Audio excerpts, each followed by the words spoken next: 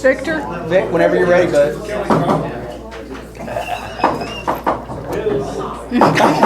you go. Welcome, everyone. This Thursday, July 13th edition of the Maysville Board of Commissioners is now called to order. Would you please stand for our invocation? Shall we pray? Gracious Father, we come before you. We thank you for the opportunity of gathering here. We thank you for the opportunity of having the fellowship and the opportunity to visit. Father, we thank you for these men and women that serve our community. We thank you for their leadership, and we ask your blessings upon this time here this evening. Father, we pray for those who may be suffering from storms and hardships. We lift them up to you. In Christ's name we pray. Amen. Amen. Thank you. Clerk will call the roll, please. Right there, Palmer. Go ahead. Commissioner Brammer? Yes, ma'am, I'm here. Commissioner Cartmel? Yes, ma'am. Commissioner Wood? Here. Commissioner McKay? Here. City Manager Wallingford? Here. City Attorney Cottle? Here. HR Director Rose? Here. Project Coordinator Horde? Here. Public Works Director Truesdale? Here. Police Chief Palmer? Fire Chief Doyle? And Kyle here? Kyle's here. Utility Manager Julian? Here. Zoning Administrator Larger? Here. Building Inspector Fawcett? Codes Officer Brooks? Here. Tourism Director Bailey? Here. Main Street Director Reese? Here. Thank you. Minutes of the regular meeting is June 8th and 22nd, and special meeting is June 8th, 29th, July 6th, 2023, and department reports. I'll make that motion. Second for discussion. Matt, I did not see our recapitulation in our budget tracker. Budget tracker. Yeah. The financial report that Penny usually does. We've got the check register, but Melissa couldn't do it via phone. There's your answer. Okay, is there any way that you all can make a copy available later on? We will, yes. Well, I'll talk, she's on vacation this week, Vic, and when she gets back, let's Yeah. ask her about Yeah, that. Melissa can run it off Yeah. next week. We'll get that for you. Thank you. Thank you. Call the roll, please. Commissioner Brammer? Yes, ma'am. Commissioner Cartmel? Yes, ma'am. Commissioner Wood? Yes. Commissioner McKay? Yes, ma'am. Public announcements. No, you're good. Go ahead. Okay. Yeah, go ahead. Come up here close so they can hear you. Sure. Lori Ulrich and Ann Porter got with me to start a campaign to save the Dover Bridge in Mason County. Right now, the state has allocated about $3 million to save the Ringo Mill and the Grange City covered bridges in Fleming County. The Dover covered bridge was washed off of its foundation in 2017, and the state put it back on a temporary metal support system, and they promised to come back and fix it, and they have not done so.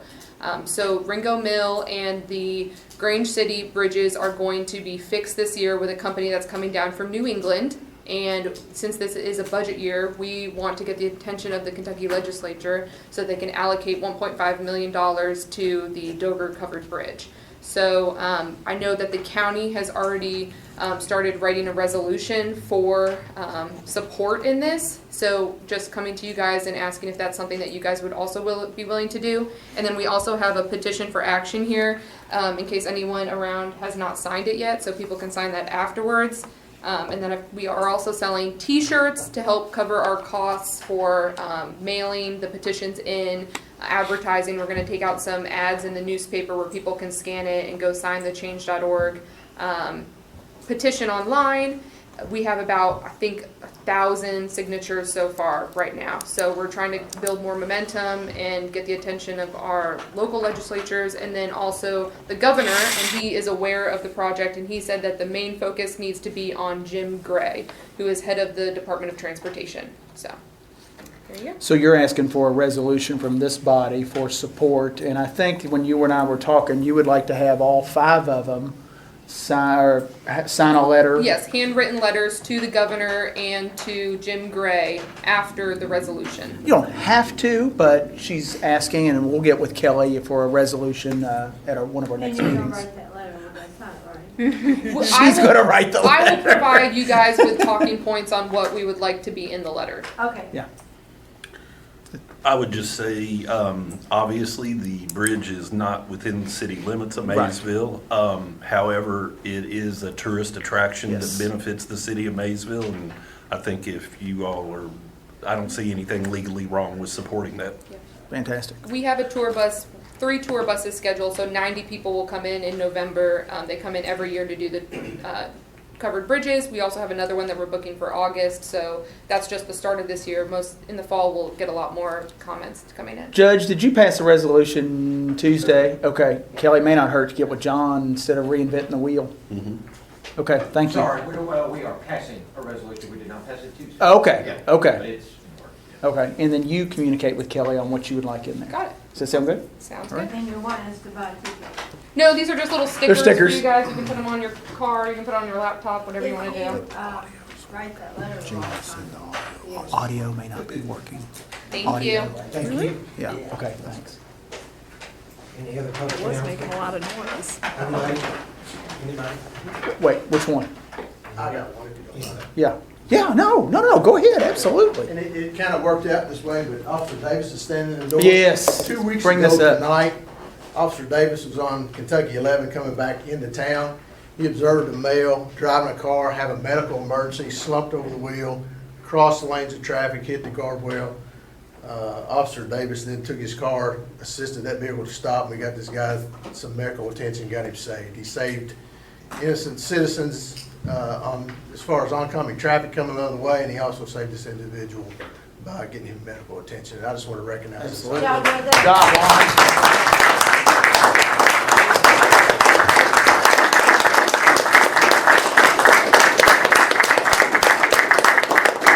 Lon. Great job. Thank you all. No speed, Dr. Thank you, sir. Yeah, absolutely. John, well done. Appreciate Yeah. it. This is our first. Any other public announcements? Your turn. Okay, public comments. I have one. Yes, sir, what you got? Recently, there was a condemnation notice placed on a structure out on Main Street. Mhm. Can you give us an update as to how that came about? We absolutely can. Nicole can give you an update on how it came about and where we are in that process. Can you come up here so they can hear you?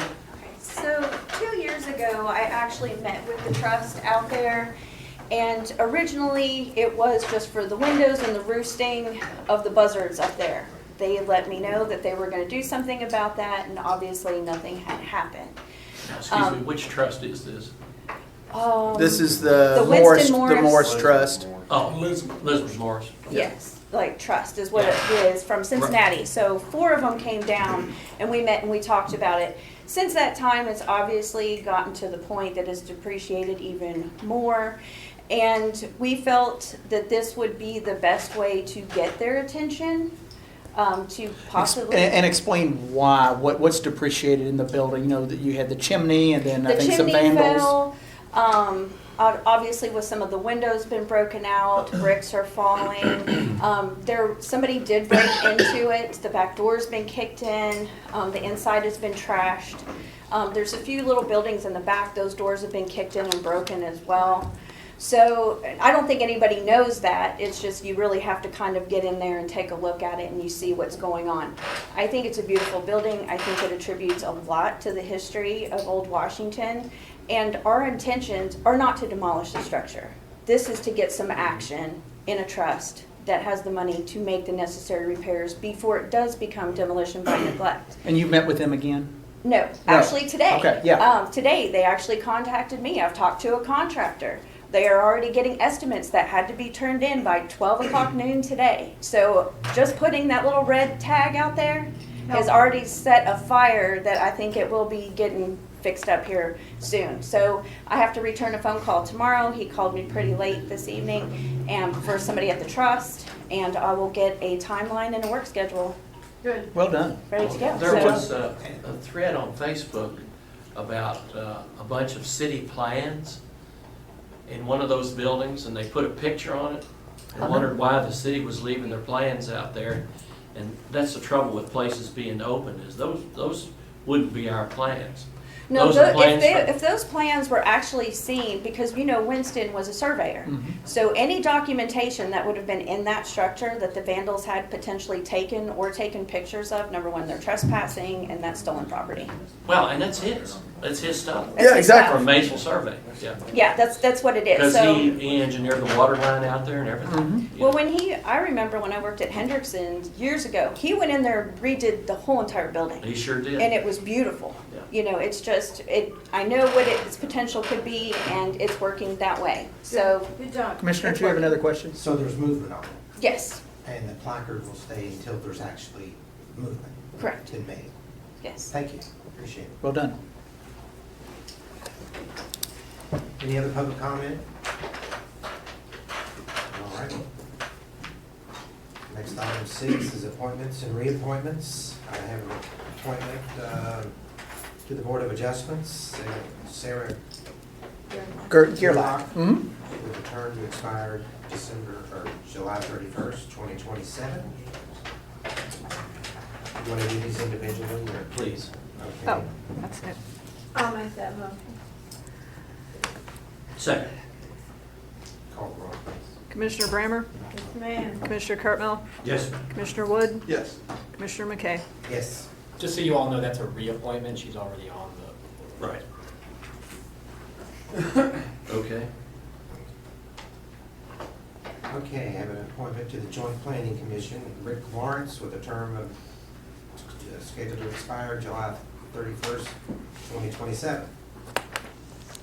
I'll make that motion. Second for discussion. I notice I go to these meetings, and I know that he's been on architecture, review, tourism, comprehensive plan. He did not make Buffalo Trace, but now he's been put up for planning and zoning. Yeah, he's not on the Board of Architectural Review. Okay. He is the county's appointment on the Tourism Board, and he is a member of the Comprehensive Plan Strategic Planning Committee. Okay. Yeah. Is there, He's not on any city boards other than the joint, the Tourism Board, and that's the only county appointment on there. He's not on any other city-affiliated boards. Or commissions, excuse me. okay. Call the roll, please. Commissioner Brammer? Yes, ma'am. Commissioner Cartmel? Yes, ma'am. Commissioner Wood? Yes. Commissioner McKay? Yes, ma'am. Item 7, appointment to Public Works Director.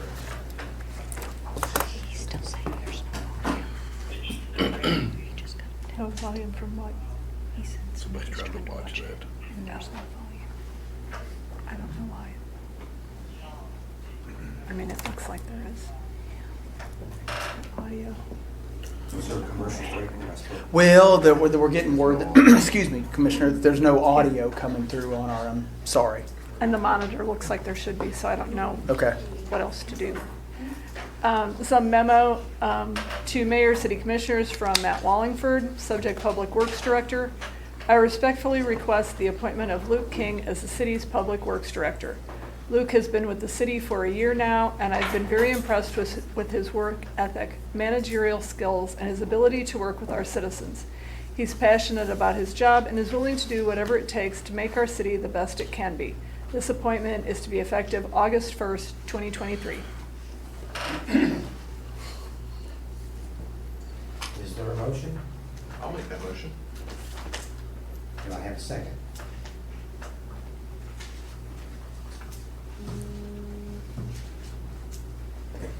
Did we discuss this? I don't remember. Yep, we discussed it in closed session. Yep, back in June. Yep, we discussed that, and we discussed the assistant position. Yep. Correct? Yes. Yeah, Dave, you were in there, and you were in there, yeah. Because you all were on the committee.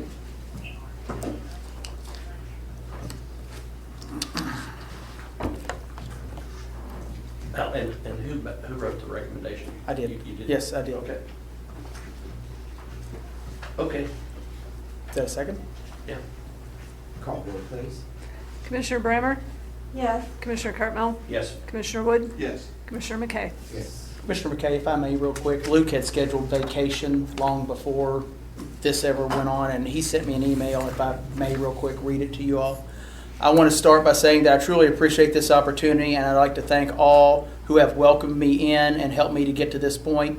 I promise to continue working hard to improve the city's Public Works Department and building relationships with other departments. Please feel free to reach out to me anytime. I know there isn't anything we can't accomplish if we work together. Thank you, Luke King. And with that, Commissioner, I'd like to thank my friend right back here. This is his last meeting. Tomorrow will be his last unofficial day for his 30-plus years of service to the city. There's not a lot I can say because you've done just about everything. You've been involved in everything. Thank you all. And I really appreciate what you've done for our city. Thank I you. really appreciate it. Thank Job you. well done.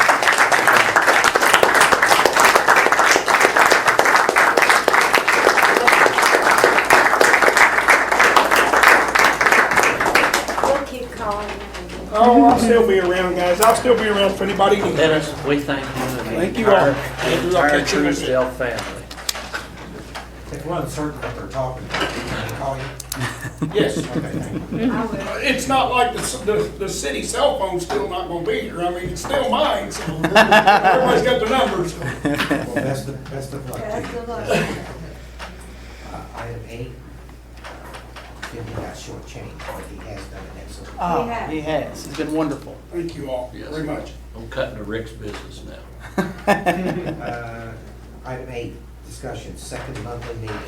Back during the budget sessions, we brought this up and talked about it, and we said we'd see how things went throughout the summer, and if we still felt like we needed a second monthly meeting. This is your all's call.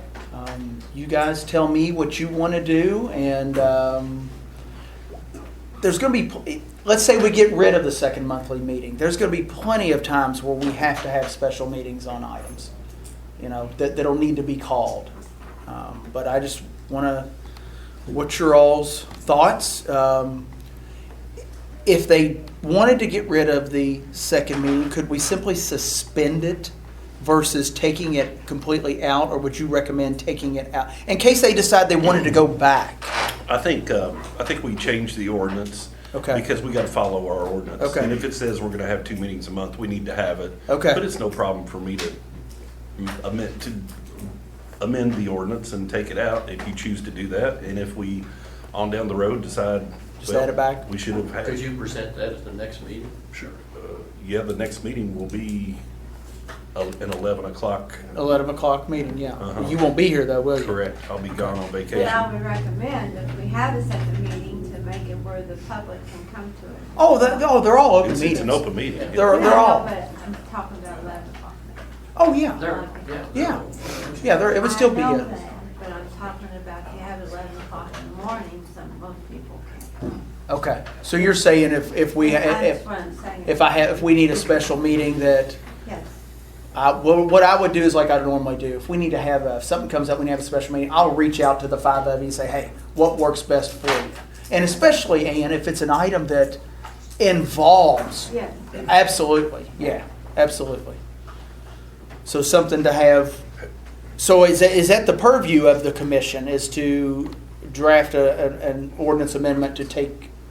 As long as I can't speak on behalf of the entire board, but as long as I have, or we have ample notice of what we're voting on. Oh, sure, for a special meeting. For any, yeah. Oh, yeah, Yeah, that's all I care about, is I have time to digest that. Understood. A little bit slower than most up here.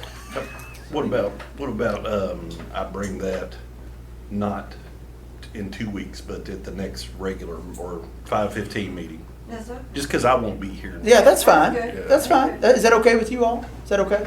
At the first August meeting?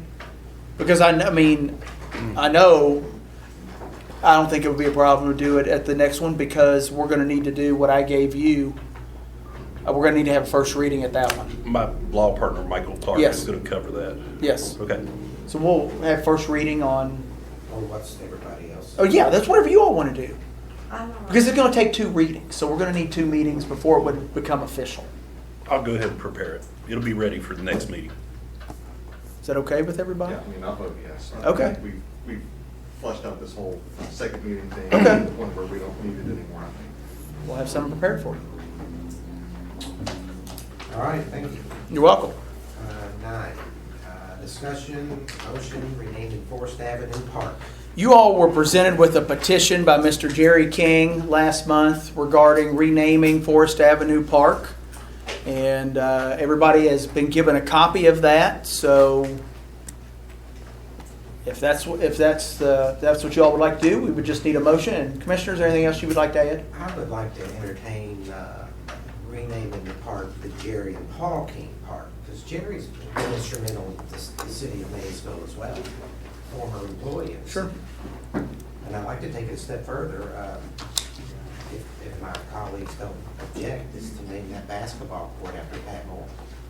He too was instrumental in Absolutely. when he was amongst them. That's just my recommendation. And I spoke with Jerry about including him, and he was humbled. But I just think they're both, especially Jerry, deserving as well as Pat. But that's just my opinion. Can you put that in motion? Real quick, Commissioner, if you don't mind, did you want to add any? You called me the other day. Is there anything you wanted to add, Lamont? No, well, Mr. McKay, he hit what I was talking about. Okay. Including all 3. Yeah. Not only that they was good athletes or whatever in our community, but like for myself, they helped shape me. They Yeah. helped shape a lot of guys that still need a little bit of shape. But yes, I think with what his motion will be, I think it will cover everyone. I think Okay. once everyone in the community may be happy on this one. So.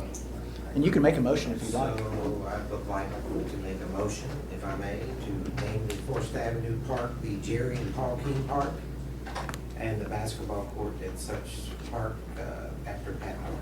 Second. Mr. McKay, did you ask Mr. King about adding his name to that? Did he have any objection to adding his name? He didn't, no objection at all. He didn't think he was worthy, but I kind of, I believe he is, and if he's, I'll let him know. I just want to make sure we don't hijack his good idea and Right. go against what he wanted, but So it's before we tremendous. put idea. the He's in sign favor. out, I'll just confirm. You just confirm. We can do that. We need to vote on that. Yes. Yeah. We need a second. There's Is there a second? Okay, I'm sorry. Just call roll. Commissioner Brammer? Yes, ma'am. Commissioner Cartmel? Yes, ma'am. Commissioner Wood? Yes. Commissioner McKay? Yes, ma'am. Item 10, speed bumps. So over the past probably 6 months, even maybe going back a year, I've had numerous phone calls regarding speeding in subdivisions. And I've had a couple of specific requests for speed humps, not speed bumps. Speed humps being the more elongated, more gradual. I think you've been across them before. I've had requests from Cedarwood, South Shawnee, and just had one the other day from Woodland Drive. Now, Woodland Drive. I had a lady call me from Woodland Drive. Yes, I sure did. Now, fortunately, here about, I don't know, it was 6 to 8 months ago, about when I was saying, there was a thread on my email with the City County Managers Association on this specific topic. And a couple of cities, I really like how they've worded an ordinance or policy. This is the city of Hurstbourne. We require 70% of homeowners within a half mile of linear street distance to the proposed speed hump location to submit a petition in favor of the install. City of Covington requires 70% of the impacted property owners to agree. We have multiple other restrictions, and we install a temporary one for 90 days before making it permanent. And Ken went on to state, a lot of folks think they want a speed hump until they have to drive over it every day. personally, I'm not opposed to them, and David Horde and Chief Palmer and Major Conley were actually out in South Shawnee today. One of the things that does concern me is several things. They are going to get torn up over time, specifically by plow trucks in the wintertime. They aren't cheap. You're thinking what? About $1,500 roughly. It does slightly decrease the response time for emergency vehicles, slightly. And it could cause damage to vehicles that go over. And I just want to make sure that if we go this route, that we're not responsible for the damage. They do make a noise. You know, when you go over them, they weren't, what were those on Jersey Ridge, Dave? Rumble strips. If you all recall that, we put those in 07 or 08, and about, 6-7 years later, we spent about $8,000 and took them out. It wasn't that long. It wasn't that long. What about rubber humps? You can get, yeah, well, just like. Where you remove them in the wintertime. You could, but. You actually couldn't move them in the wintertime because there's no way to anchor. They anchor down through the ground. Yeah, they are anchored. They're anchored at least. They're anchored in the ground. asphalt. So whatever you put on them, they gotta stay or you gotta pull everything out. Thought- We do more research on it.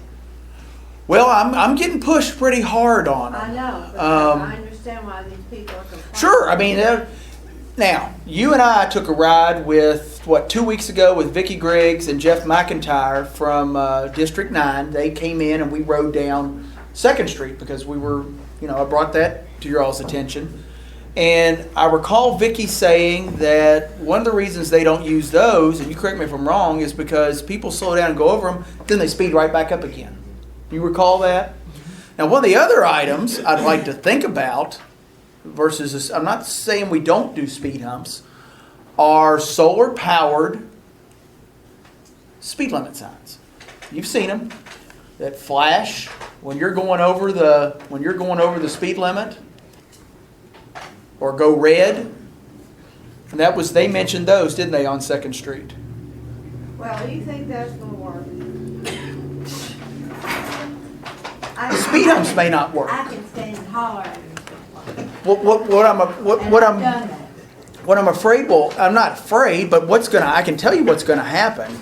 We start putting them in 1 or 2 subdivisions. Every subdivision is going to want them and want multiple ones, and that's fine. I mean, the job is to reduce the speed, but it's at our expense, And again, I don't think we should be responsible for any damage to vehicles. And what happens a year later? They don't want them. The City of Hurstbourne requires the residents who want them to pay 50% of the expense. And if they take them out, the homeowners are required to pay 75% of the expense. I don't know that we have to go that far, but that's what I'm afraid of. I've got 1, 2, 3, I've had 4 individuals call me. It's not like the whole subdivision is calling me. So I've had 4 individuals. If we do go this route, my recommendation to you all would be that we require X number of homeowners in the subdivision to want the speed humps. You were out there. Yes, I agree with that. I think in South Shawnee, you got a different animal in Cedarwood. It's a bigger subdivision. You have one main thoroughfare that we put stop signs in. We did. And the gentleman, you saw the email. And that slows it down a bit. Perception is everything. I could sit you on the side of 2nd Street and have you judge speed, whether it's 35 or 25, and see how close you can get. South Shawnee is 15. It takes a lot of focus to stay 15 miles an hour when you're driving through a subdivision. A lot of focus. Now, Matt, I let him know I was out there today. He sent another email with some video from Cedarwood. I immediately instructed my sergeants, hey, I don't care if they're doing 16, 17, and you're going to get complaints on this. If they're doing a mile over speed limit in South Shawnee, they're getting a ticket. Period. That's court cost plus 1 mile over is $25 plus court cost is $140 some dollars. But if I would love to sit here and articulate and beg for 3 or 4 more officers so I could put one in Cedarwood, leave one in South Shawnee. I don't have the manpower to do that, you guys know that. Can Yes, you sir. put a targeted enforcement sign up there? We can't. So when they pull in there, they can say, oh. We can't, but that'd be just like you putting a camera on the side of your house that doesn't work. It's Well, I basically- know. it's doing the same thing that Matt is, it's doing the same thing that Matt is saying with the 35 mile an hour or the solar signs. It's a deterrent.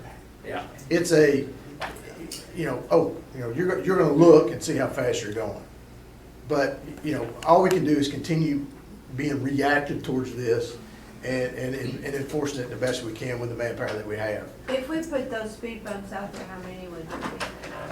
If I'm looking at South Shawnee, Yeah. because you're going in, you have one main road that goes to the circle. So if and I know where one of the areas is, so you definitely would have to put one there. So I'm not gonna drive around, I'm gonna speed around the other side. So 2, 3 at the most in South Shawnee would be my That's what I was guess. gonna say, at least 3. At least 3. Now Cedarwood's a different, again, it's a different animal. Your main thoroughfares where you're getting a lot of that issue, and I really hadn't had any complaints from Magnolia. Yeah. The other ones. Cedarwood Drive, It's basically. Cedarwood Drive is the main thing, because once you get through that stop sign, Yeah, you're it's straight freeway. shot. It's a freeway. So, and out there, I'd say, even on that main thoroughfare right there, I would, minimum would be 3, I would guess. I mean, that would be my estimate. But the one thing that Matt did, and I did talk about, I would get 70+% of the participants in that subdivision to buy into it, for sure. And then I would double check, because, are we liable for vehicle damage of these speed bumps? That would be my question back to the city attorney. And I would say as long as you advertise and give. Notice that they're there, Mhm. traffic control device or whatever, speed reduction device, Yeah. and paint them yellow. They have speed bumps everywhere else, don't they? I mean, I've gone over. How could they damage my car if you're not driving fast? That's just it. That's I it. understand that. I understand that. So if you're driving fast, you're guilty. I understand. I get it. If you all want us to, 70%. yeah, that's what I mean. That's what I'm getting at. If you guys want to, I'd like to develop a policy or even, an ordinance. They're written. They're out there, and that be a key part of it. That at least 70 or 75% of the subdivision wants them, and have them provide an authorized petition. And then come back to the city commission, right? Well, if it's valid, it would come to us, and I'd let David and Public Works know, hey, once you develop, go ahead, Vic. What's your thoughts? And I don't want to get into the bigger brother that we already have. What about cameras in the troubled areas where you could actually capture that license plate and issue a ticket? I would have to check KRS on it to see if we can actually issue a ticket based on, because, if I'm writing a citation, it has to be seen by an officer.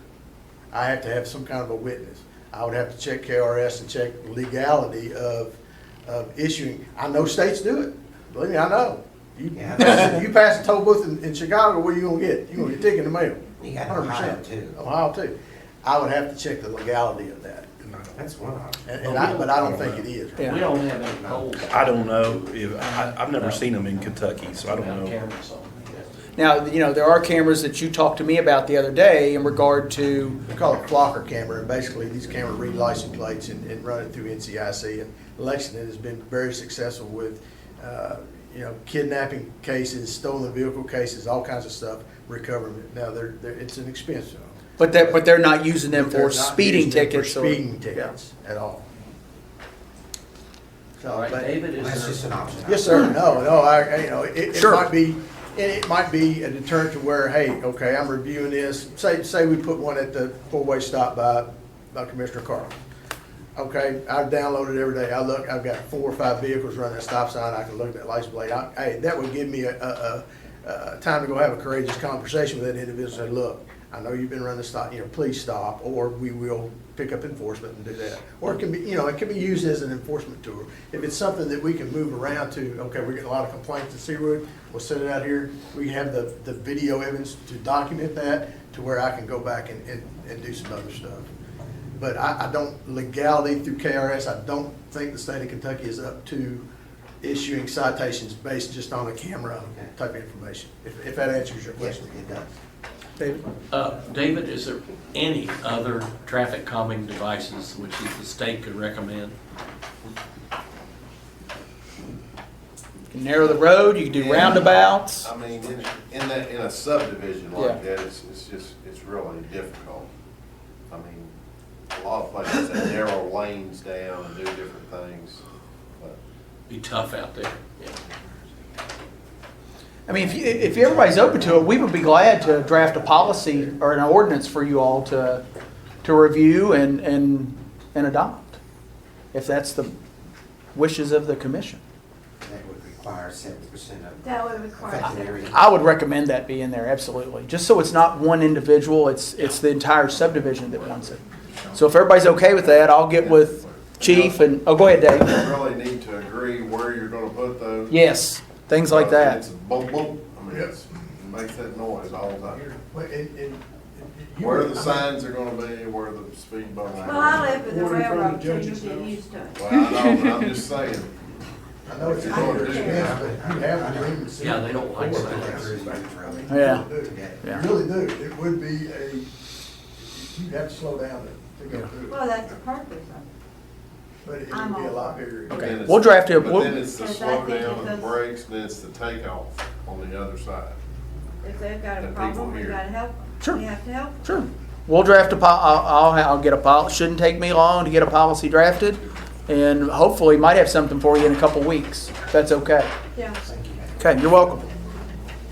Item 11, mobile food unit ordinance. This is discussion, by the way. I'm going to turn it over to George and Caroline. Go ahead. For the past year or so, Caroline and I have been working on a draft to update the mobile food unit ordinance. When I started here 7 years ago, the mobile food unit ordinance seemed to have been passed to be fairly restrictive. That was the plan.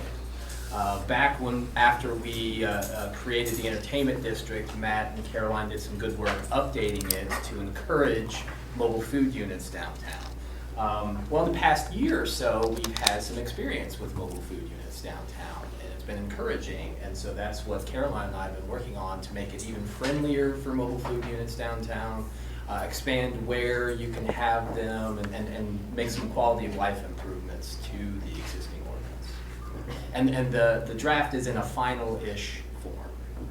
Do you want to kind of explain what your recommendations are, the Sure. changes? So right now, the only place downtown where you can set up really without any restrictions is on West 2nd Street between Market and Sutton. Well, we've included between Limestone and Market, and we've included between 3rd Street between Limestone and Market Street. Also, anywhere in the entertainment district, if a business owner invites you to park in front of their business, you can set up there. But since mobile food unit vendors are typically fairly entrepreneurial, we've proposed to add the ability for them to contact the property owner so that they could set up in front of their business downtown. We also changed, there's some quality of life improvements. When it came to industrial parks, they had to leave by 1 o'clock. Well, what about industrial parks? What about factories that run, 2 or 3 shifts? Also, there was a restriction where you couldn't put like tables and chairs on the public right-of-way, like on the sidewalk. Well, if you allow them to put tables and chairs on our fairly wide sidewalk and make an allowance that there's still adequate room for people to pass by, people are going to stay downtown once they order their food. I had experience with this when I took my son downtown, where Phil Day's food truck was down there. If he hadn't brought tables and chairs with him, we would have gotten our food and gone back home, but we stayed downtown because of it. So it's just little things here and there, including expanding where you can set up, that I think would encourage even more of this downtown. And this is something that towns smaller than us are doing, up to and including large cities. because it transforms your downtown. And as we've experienced in the last year, I've never seen downtown as busy around where a food truck is set up, except for the large festivals. And it gets people downtown who live on the top of the hill who never come downtown. It gets people downtown to patronize these food trucks that, I have no idea who these people are, but of course I'm not from around here. But it brings people downtown in a way that a lot of things don't, because novelty is really important in downtown areas and small towns. You've brought this up to your board and had buy-in from them, Right, correct? Right, yeah. I would say 90% of the board is on, has no problem with that, because they see what happens. I mean, one of those food trucks, as George says, comes down there and people are lined up both sides of it. Now, do they every time go get a hot dog or a pretzel and then, patronize the store, go in the eat gallery? No.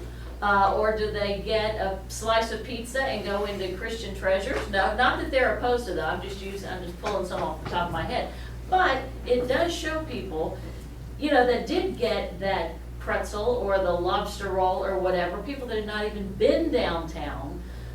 Well, there is a Christian bookstore here, and there is a jewelry store there, and I didn't know that they had quesadillas over there the next time I'm hungry. So, just to, as he said, the novelty of it.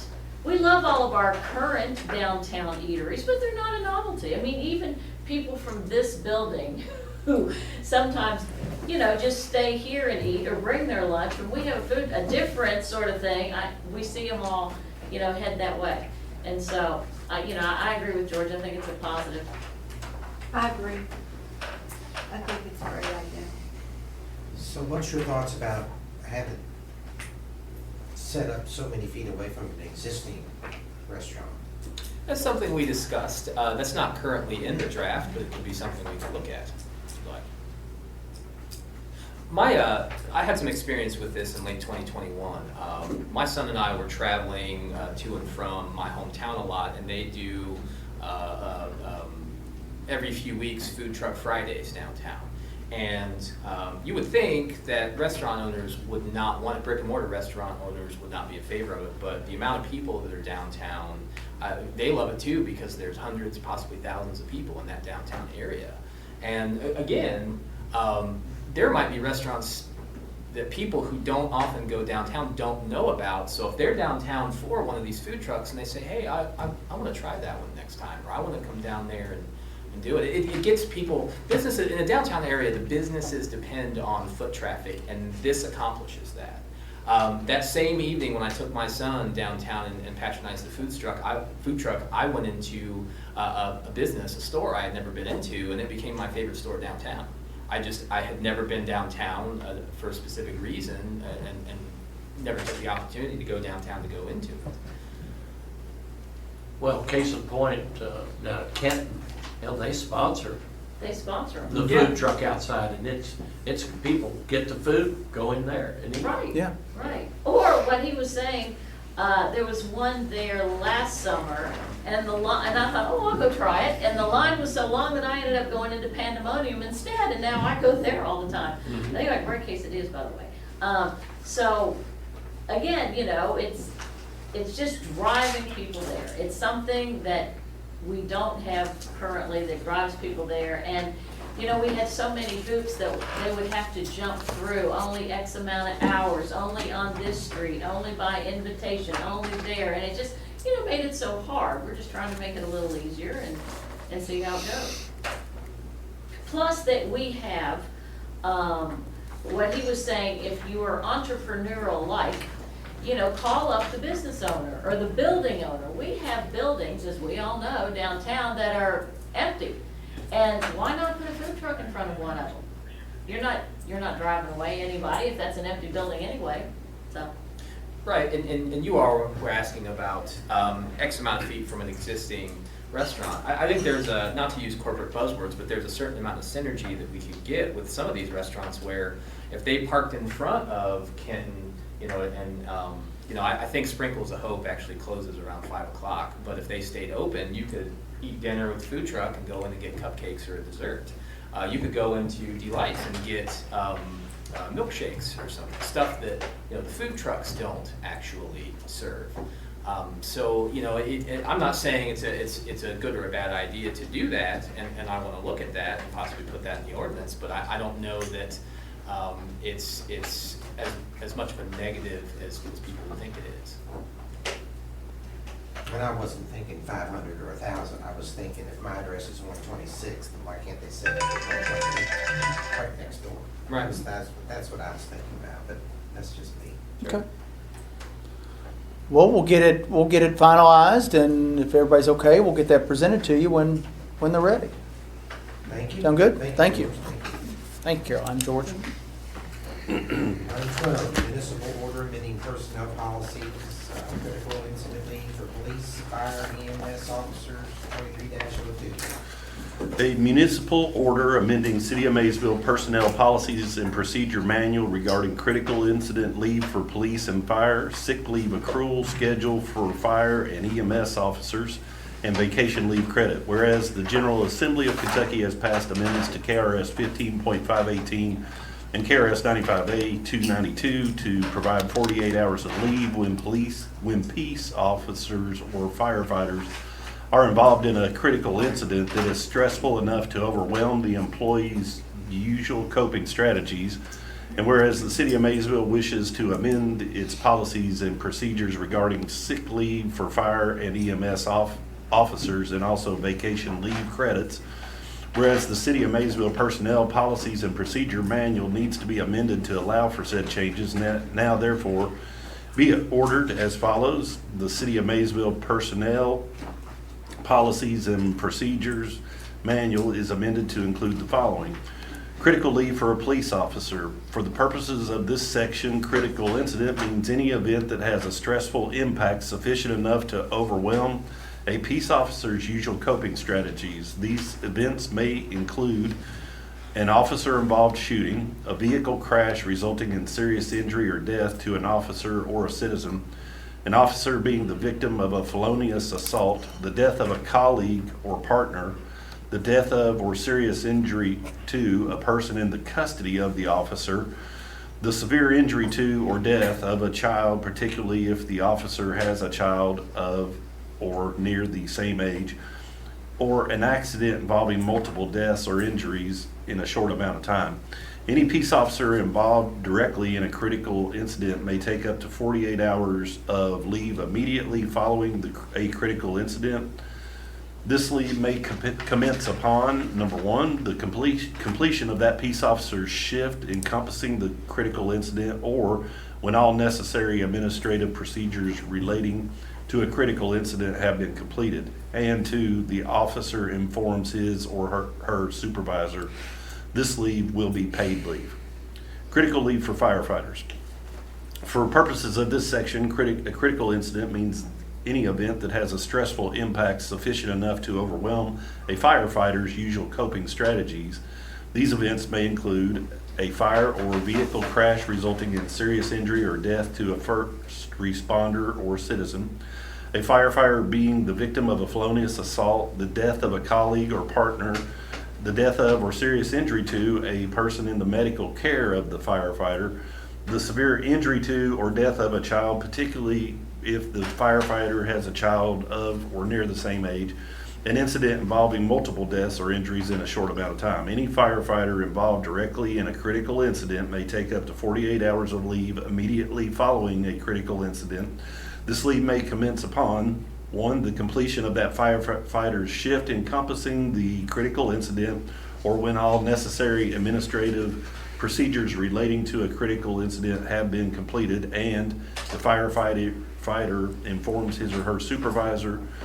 For regular firefighters, this leave will be paid leave. Sick leave schedule for firefighters. Section 112.02, sick leave earned is amended to read as follows. All regular full-time shift 24 to 48 hours, fire and EMS officers will receive paid sick leave in accordance with the following schedule. Continuous service period upon hire, earned sick 12 hours per month. Sick leave will be credited on the first paycheck of each month for the prior month worked. If an employee is employed for less than 14 days in a month, the employee will not accrue sick leave for that period. Sick days may not be used before they are earned and applied to the employee's leave balance. There is no maximum accrual limit for sick leave. Vacation leave. Finally, it is further ordered that the manual shall be amended with regard to vacation leave as follows. Vacation leave will be credited on January 1st of each year for all employees accruing vacation leave on an annual basis.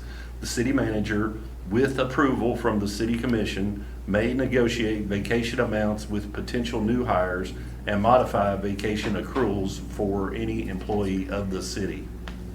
I like reading a budget. Yeah, right. Thank you. Is there a motion? So moved. I second for discussion.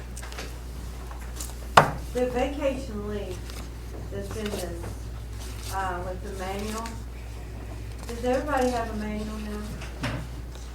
Yeah. Everybody has a manual. Well, don't you have a new manual? Then we. Well, the amendments are, when the manual is amended, amendments are handed out to employees when it's amended. Yeah, What we would like to do is actually put it on the website somehow, some way, electronic copies, because the manuals are so hard to update and the cost of printing them and trying to get them out to the employees. It would be a lot easier just if we had electronic copies so that we could just update I them that way. disagree. I think it's better to give them a manual, because if you don't have an internet, you don't have computers, you at least got that manual. Well, I mean, we can make printed Is manuals, this but. what you gave me a couple days ago? That's is new, it's got, That does not have this information. okay. No. Okay. No. I'm not saying not to do that, but I'm Yeah. saying you need a manual. And what we typically have done is handed out amended policies instead of creating an entire new manual. Here's a 1 or 2 page Are you sheet. saying all of our new hires have gotten a new manual? They get manuals, yes. They should be getting manuals. So if I ask them, they're gonna tell me yes, right? Should. Okay. let's see. So we'll hand out amended policies to everybody. Would get an amended policy. Cause I've had people tell me they didn't get one. Well, if they don't, we'll make sure we get them one. Okay. We'll They get them just one. need to come and see me? Yeah, it's no problem. We'll get them a copy. Well, they should have been given a copy when they were hired. If they don't have one, Immediately. we'll make sure they get one. We'll make All sure right. new hires get one, yeah. Oh. We'll make sure everybody who doesn't have one has one. Any other questions? I've got a question about Yeah. the critical incident leave. Is that I don't mean to seem entitlement, but is that something that they automatically get if they're involved in one of these, or is it just if the Yes. supervisor says, this is bad enough where I think it's time? It's if they, I think it reads that I think they have to request it, so it's not an automatic. And this, I just followed the statute. The statute, yeah. So, after the shift, if the firefighter informs his or her supervisor, so Then they do get that time off automatically? Because I guess what I worry about is if they have a tough day, at the fire department, a bunch of EMS, if there's several bad car wrecks, we could be without EMS department under the right circumstances. And I guess, I think it should be tied to a supervisor approval, and not just that they automatically get that time. I think though go ahead, Kelly, I'm sorry. I'm just gonna, the legislature told us what to put in our manual, and that's, I just took it from the statute. So I don't think we can alter what. I think the key it's mandated, and it's whether or not you pay them, is that correct? Right. It's mandated by statute that critical leave occur. Okay, I mean, Yeah. I guess I can see a circumstance in which we deny leave because we don't have enough employees. I think you would call somebody in if either one of you would I call think you officers in. Put a little bit of faith in your employees. I think they'll surprise you. Yeah, I think over the 21 years, I can tell you, I can list a ton that none of my guys have never taken, they probably could have. Yeah.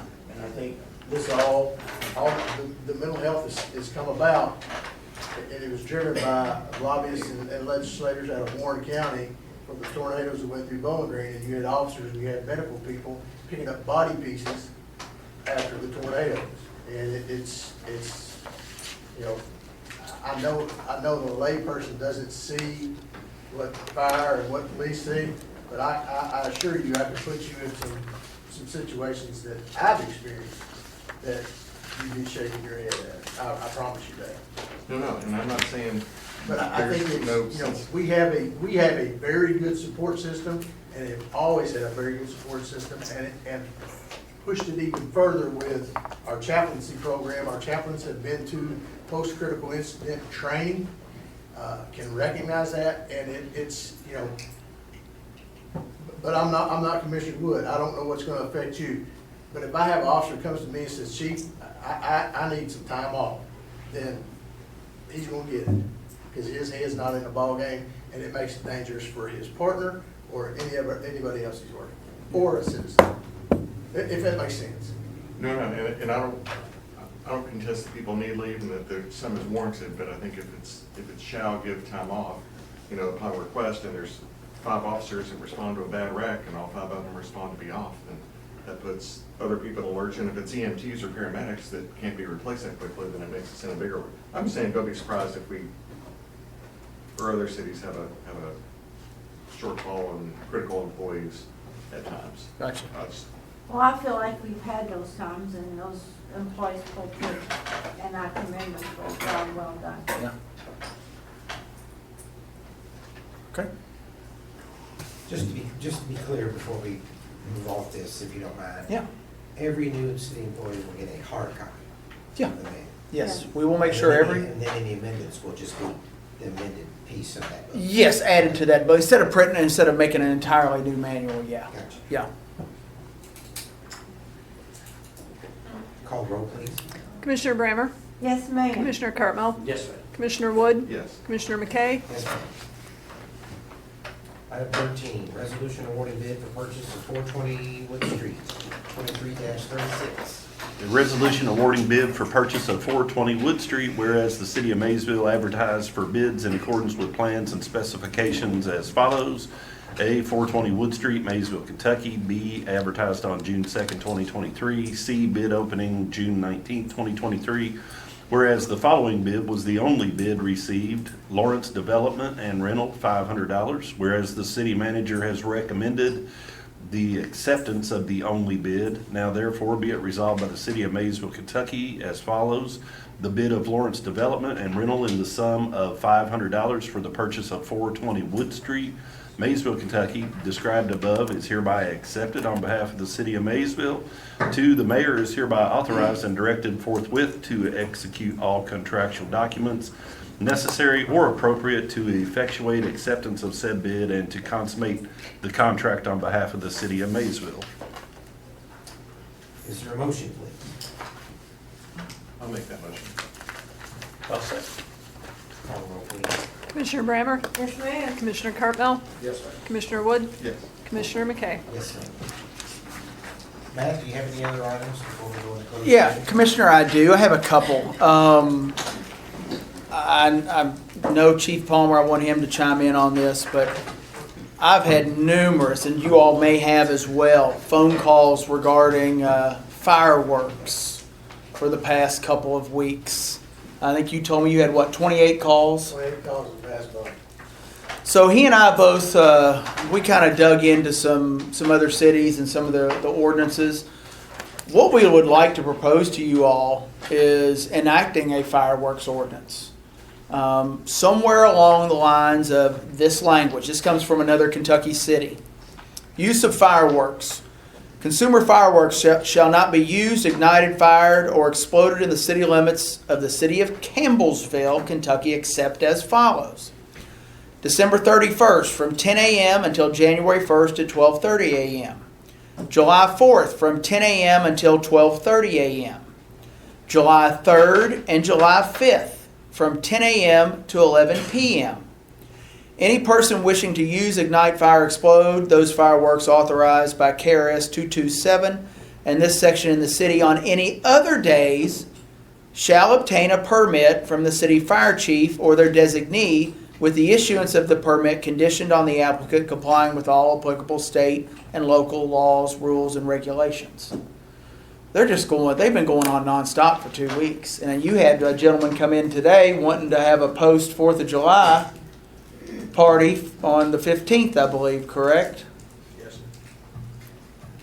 Thoughts? Doesn't it usually stop at 10? I know the ordinance, but I mean, the noise ordinance technically does, that's what I but, told them. yeah. And I said eventually they'll run out of money. Chief, you want to address it? I mean, if you look at the ordinance now, we have an ordinance on fireworks, but I think it's for the sale of fireworks, is Yeah. what it is. And I can tell you, historically, the week prior, the week of, and the week after, you are doing nothing but running call to call to call of fireworks complaints. I talked to a friend of mine, assistant chief in Lexington. You know, theirs is pretty much point blank. You look at their website in Lexington, if it goes up, blows up, it's prohibited in the city of Lexington. They have some other language in there. I looked at Dayton, Kentucky. Yeah. I think we could take a couple of these and tweak it. You know, we don't want to be the hammer of no fireworks ever, but we don't have anything on the books. You know, right now, I've instructed my guys at my staff meeting yesterday, 10 o'clock, noise ordinance, if they're still setting them off, you know, talk to them, speak to them, if not, cite them. We gotta do something, because it's not fair. And again, I don't wanna be the killjoy in this, because, you know, everybody sets off fireworks, I know, but, you know, people are complaining, and I know Matt's got some complaints. If I gotta turn my music down, how come you can still shoot fireworks off at 11 o'clock at night? And it's, you know, we gotta come to some type of thing, and I think with some of these examples, we can put something together that would be beneficial to everybody and not be. I think we need something a little more concrete that's focused specifically on, that's focused on fireworks. So if you don't mind, I'd like to work with Chief Palmer and get something drafted for you to look at. That'd be all right. Yeah. Is everybody okay with that? I'd like to say something. I'm sure you all did too, yeah. They'll run out of money. It'll be over pretty soon. Thanks, Chief. Yes, sir. Commissioner McKay, the other thing I have, and this will be very brief, is I have done the calculations on our property taxes for 2023. Currently, for 2022, we took the compensating rate, which was 0.160. The compensating rate for 2023 will actually go down to 0.158. And our revenue will actually increase a little bit. But what I want to ask you is, do you want to take the compensating rate, or do you want to take the rate we have right now, which is 0.160, or do you want to take the 4% raise, which would be 0.164? The reason I'm asking you is, if you want to take anything but the compensating rate, we have to have a public hearing. So I would want to schedule that. We have to have 2 readings, and this has to be published by August 18th.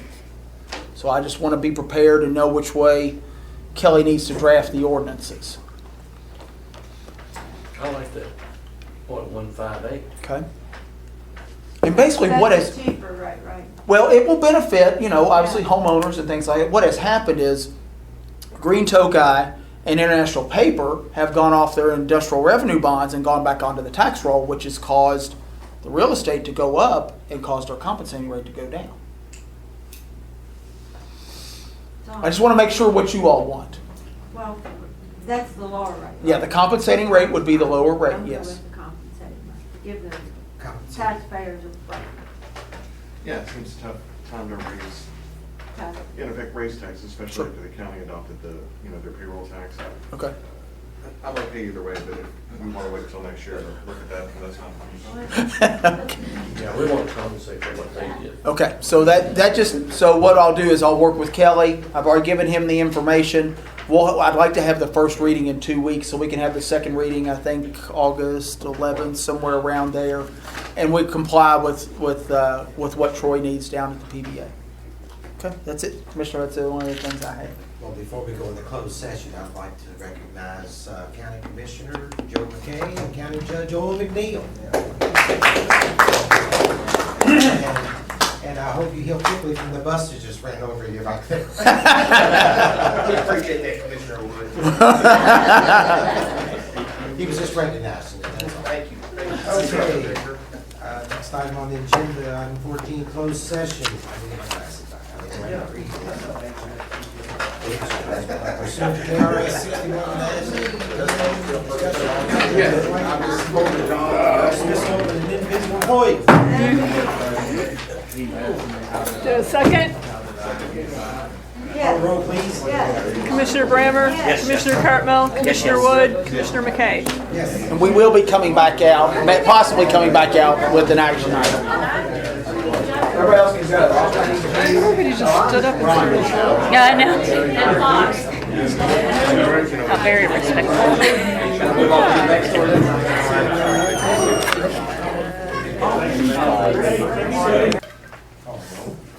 Commissioner Brammer? Yes. Commissioner Cartmel? Yes, ma'am. Commissioner Wood? Commissioner McKay? Yes, ma'am. Next item on the agenda is appointment to the fire department. To City Manager Matt Wallingford, Mayor Cotterill, and City Commissioners from Fire Chief Kevin Doyle. As you are aware, we have been seeking interested candidates for open fire department positions and conducting the testing and interview process. Chase Wilson has completed the steps necessary for full-time employment for the Maysville Fire Department. Chase will be immediately attending the newly developed KY Fire Academy and will be a certified career firefighter EMT upon completion. He has shown great interest in the field and completed the Maysville Fire Department Summer Cadet Program in 2022. I am recommending that he is appointed as a probationary firefighter recruit. So moved. Second. Call roll, please. Commissioner Brammer? Yes, ma'am. Commissioner Cartmel? Yes, ma'am. Commissioner Wood? Yes. Commissioner McKay? Yes, ma'am. I need a motion to adjourn. Make it. I do.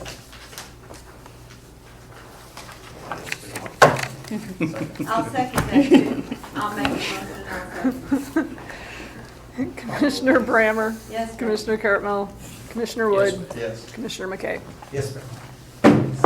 Thank you all. You're welcome.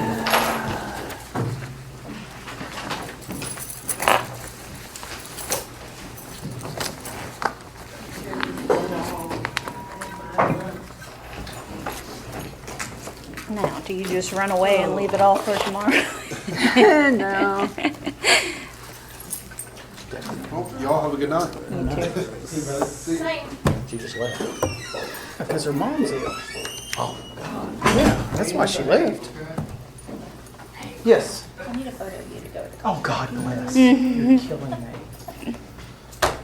All right. Get his good Let me side. go into, how is it the ladies do? They prop, my girls, they'll prop that leg Yep, up. You know, and they put that hand on that. I think you have to have your chin more I upward. laugh at them. Thank you, Lisa. You're welcome. See you, Commissioner Wood. See you later, Becky. See you. It's been a pleasure. Hey, Becky. All right. I'm just gonna. Do you have any questions for me? Just call me. Well, I'll call you in the morning. Thanks, Christy. Oh, thank you.